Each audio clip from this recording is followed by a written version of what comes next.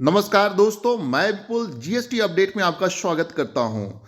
दोस्तों, ministry of finance ने 24 दिसंबर 2021 को एक प्रेस विज्ञप्ति में कहा कि जीएसटी इंटेलिजेंस डायरेक्टरेट अहमदाबाद के अधिकारियों ने लोकल सेंट्रल जीएसटी अधिकारियों के सहयोग से कानपुर में तलाशी अभियान चलाया गया, जिसमें ट्रांसपोर्टर और पान मसाला और तंबाकू के उत्पादकों, जिसमें शिखर ब्रांड पान मसाला और अन्य शामिल है, उस पर तलाशी अभियान चलाया गया और इसमें टैक्स चोरी के मामले आए हैं और 3.09 करोड़ की टैक्स की भी रिकवरी हुई है और इसके अलावा लगभग 150 करोड़ के जो कैश हैं उसकी काउंटिंग शुरू है।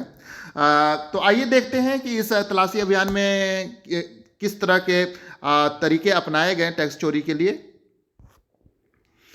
खुफिया जानकारी पर जीएसटी इंटेलिजेंस डायरेक्टरेट अहमदाबाद के अधिकारियों ने लोकल सेंट्रल जीएसटी अधिकारियों के सहयोग से 22 दिसंबर 2021 को कानपुर में तलाशी अभियान चलाया।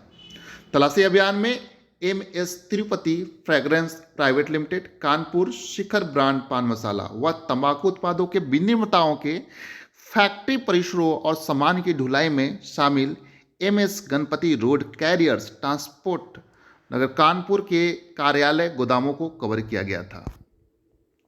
सूचना से मैन्युफैक्चरर द्वारा लागू कर के भुगतान के बिना ही सामानों की गैर कानूनी आपूर्ति के संकेत मिले थे। ट्रांसपोर्टर सामान की ढुलाई के दौरान से बचने के लिए ऐसी कंपनियों के नाम पर कई इनवॉइस का इस्तेमाल करता था जो सभी 50,000 रुपये से कम की होती थी। ट्रांसपोर्टर इस गैर कानूनी आपूर्ति की बिक्री से मिली धनराशि को नगद में ले रहा था और अपना कमीशन काटने के बाद मैन्युफैक्चरर को सौंप रहा था। अधिकारियों ने शुरुआत में फैक्ट्री परिसर के बाहर ऐसे 4 ट्रकों को सफलतापूर्वक पकड़ा और सीज कर लिया, जो बिना इनवॉइस और ई-वे बिल के फैक्ट्री से बाहर निकले थे, जिससे मिली सूचना की पुष्टि हो गई थी। फैक्ट्री परिसरों के भीतर भौतिक रूप से स्टॉक लेने के दौरान, जब वो स्टॉक लेने गए थे, कच्चे माल और तैयार उत्पादों की कमी देखी गई, क्योंकि तैयार उत्पादों को गैर कानूनी रूप से बाहर निकाला गया था। कंपनी के अधिकृत हस्ताक्षरकर्ता ने स्वीकार किया कि जीएसटी के बिना सामान को बाहर भेजा गया है।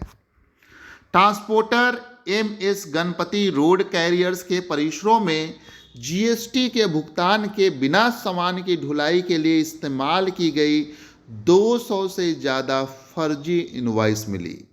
ट्रांसपोर्टर ने भी स्वीकार किया कि फर्जी इनवॉइस के तहत ई-वे बिल के बिना सामान बाहर भेजा गया था और बिक्री की धनराशि नगद से लेकर विनिर्माता को सौंपी जा रही थी। ट्रांसपोर्टर के कब्जे से 1.01 करोड़ रुपए की धनराशि नगद में जब्ती की गई।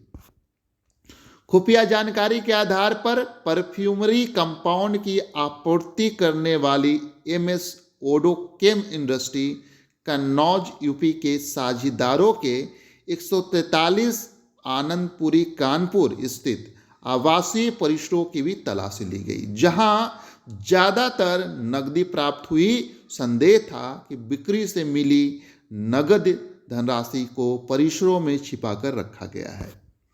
आवासीय परिसरों की तलाशी के दौरान बड़ी मात्रा में कागज में लिपटी नगद धनराशि प्राप्त हुई।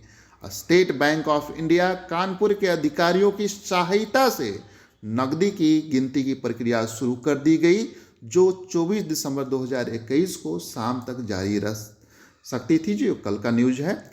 कुल नकदी 150 करोड़ रुपए से ज़्यादा होने का अनुमान है। एजेंसी ने जांच पूरी होने तक जीएसटी अधिनियम की धारा 67 के प्रावधानों के तहत नकदी को जब्त करने का प्रस्ताव किया है और कर बकायों के रूप में 3.09 करोड़ रुपए की धनराशि मिली है। संवेदनशील प्रकृति के कारण इस जांच में आगे की जरूरी कदम उठाए जा रहे हैं। धन्यवाद।